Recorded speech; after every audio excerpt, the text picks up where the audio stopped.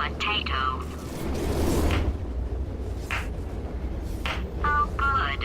My slow clap processor made it into this thing, so we have that. Since it doesn't look like we're going anywhere, well, we are going somewhere, alarmingly fast actually. But since we're not busy other than that, here's a couple of facts. He's not just a regular moron. He's the product of the greatest minds of a generation, working together with the express purpose of building the dumbest moron who ever lived. And you just put him in charge of the entire facility. Good, that's still working. Hey, just in case this pit isn't actually bottomless, do you think maybe you could unstrap one of those long fall boots of yours and shove me into it? Just remember to land on one foot.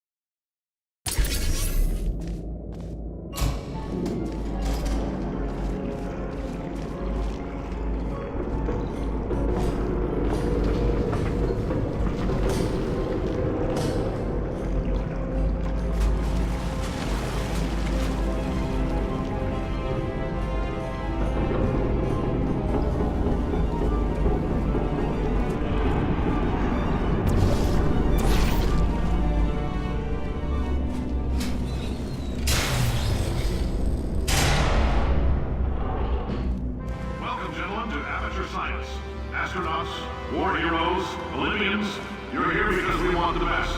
And you are it. So, who is ready to make some science? I am. Now, you already met one another on the limo ride over, so let me introduce myself. I'm Cave Johnson. I own the place. That eager voice you heard is the lovely Carolyn, my assistant. Rest assured, she has transferred your honorarium to the charitable organization of your choice.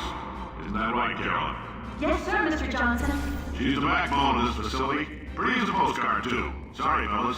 She's married. To science.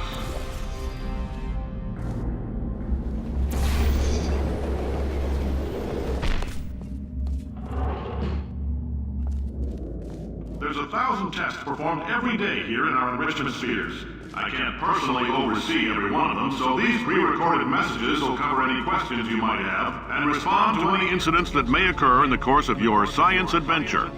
Your test assignment will vary depending on the manner in which you have bent the world to your will. Those of you helping us test the repulsion gel today, just follow the blue line on the floor. Those of you who volunteered to be injected with praying mantis DNA, I've got some good news and some bad news. Bad news is we're postponing those tests indefinitely. Good news is we've got a much better test for you. Fighting an army of mantis men. Pick up a rifle and follow the yellow line. You'll know when the test starts.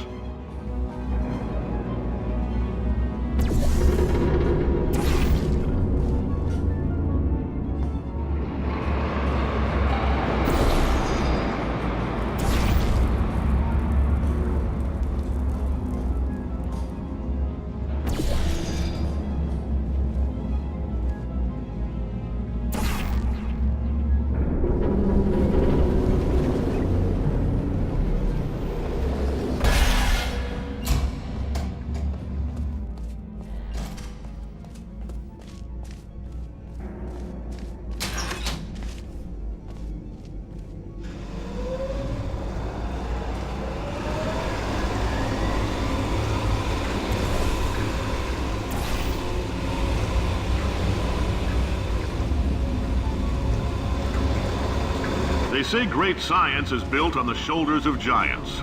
Not here. At Aperture, we do all our science from scratch. No hand-holding.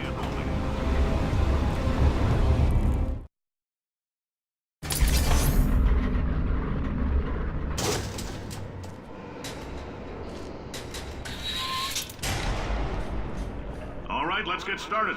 This first test involves something the lab boys call repulsion gel. You're not part of the control group, by the way. You get the gel. Last poor son of a gun got blue paint. All joking aside, that did happen. Broke every bone in his legs. Tragic, but informative. Or so I'm told.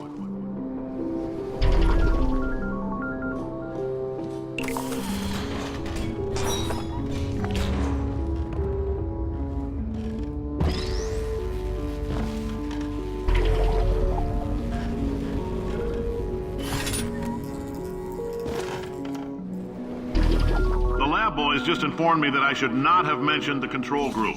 They're telling me I ought to stop making these pre-recorded messages. That gave me an idea. Make more pre-recorded messages. I pay the bills here, I can talk about the control group all damn day.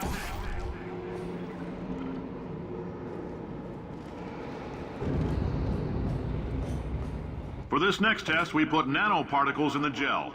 In layman's terms, that's a billion little gizmos that are going to travel into your bloodstream and pump experimental genes and RNA molecules and so forth into your tumors. Now, maybe you don't have any tumors. Well, don't worry. If you sat on a folding chair in the lobby and weren't wearing lead underpants, we took care of that too.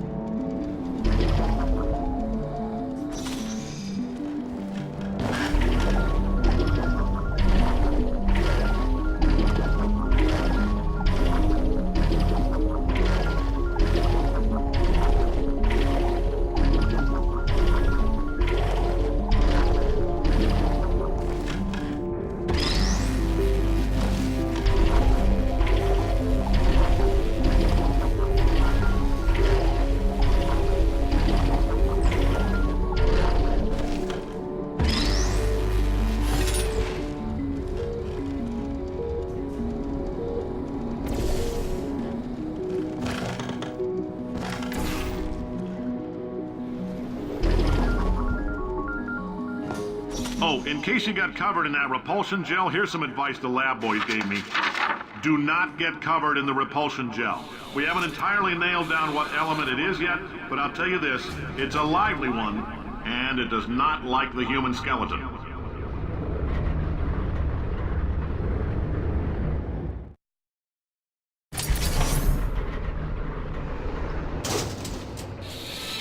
All these science spheres are made of asbestos, by the way. Keeps out the rats.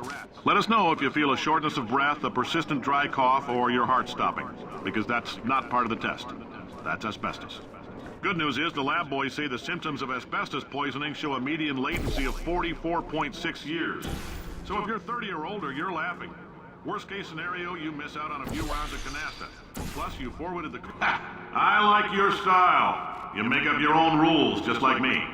Bean Counter said I couldn't fire a man just for being in a wheelchair. Did it anyway. Ramps are expensive.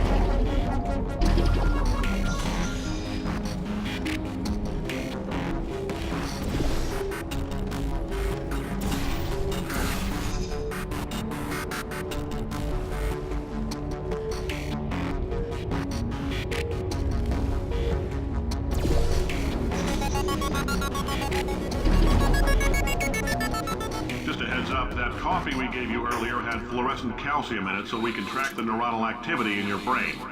There's a slight chance the calcium could harden and vitrify your frontal lobe. Anyway, don't stress yourself thinking about it. I'm serious. Visualizing the scenario while under stress actually triggers the reaction.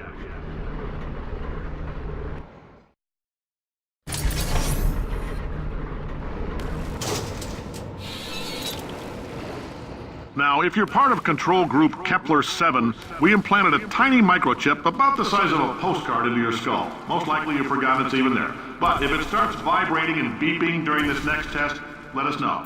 Because that means it's about to hit 500 degrees, so we're going to need to go ahead and get that out of you pretty fast.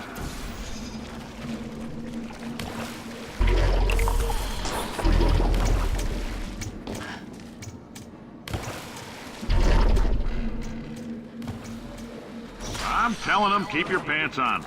All right, this next test may involve trace amounts of time travel. So, word of advice, if you meet yourself on the testing track, don't make eye contact. Lab boys tell me that'll wipe out time. Entirely. Forward and backward. So, do both of yourselves a favor and just let that handsome devil go about his business.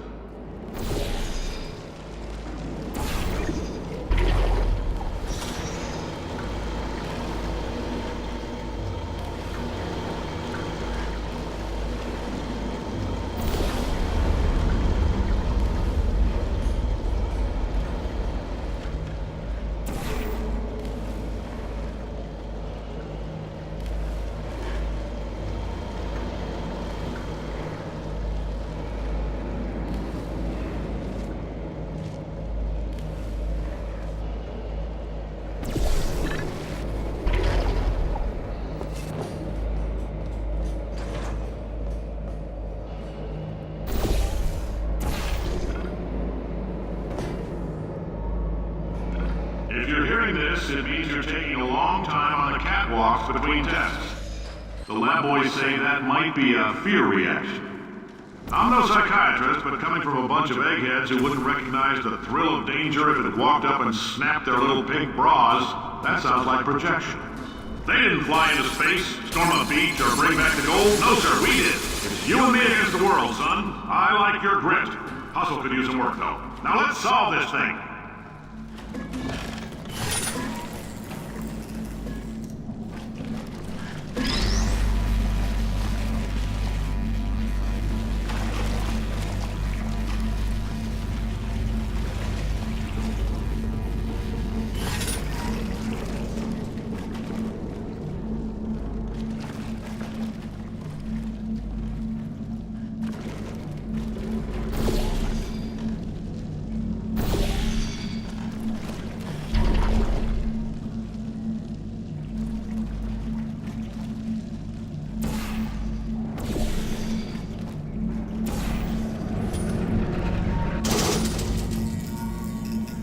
Science isn't about why, it's about why not.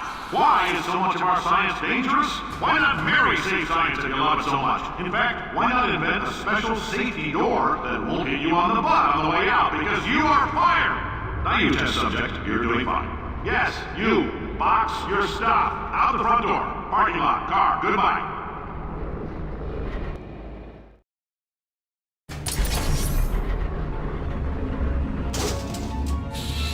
Congratulations! The simple fact that you're standing here listening to me means you've made a glorious contribution to science. As founder and CEO of Aperture Science, I thank you for your participation and hope we can count on you for another round of tests. We're not going to release this stuff into the wild until it's good and damn ready, so as long as you keep yourself in top physical form, there will always be a limo waiting for you. Say goodbye, Carolyn. Goodbye, Carolyn. She is a gem.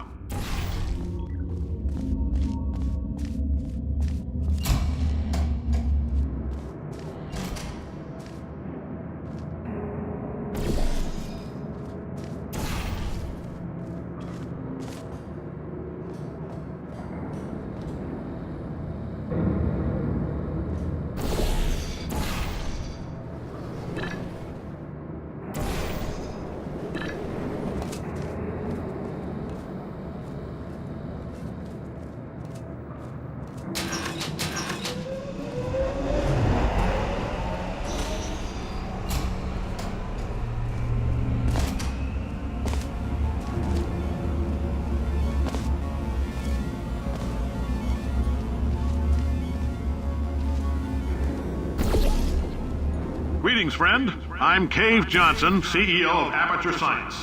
You might know us as a vital participant in the 1968 Senate hearings on missing astronauts, and you've most likely used one of the many products we invented.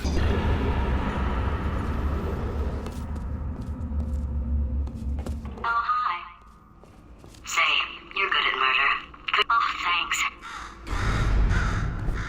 Did you feel that? That idiot doesn't know what he's doing up there. This whole place is going to explode in a few hours if somebody doesn't disconnect him.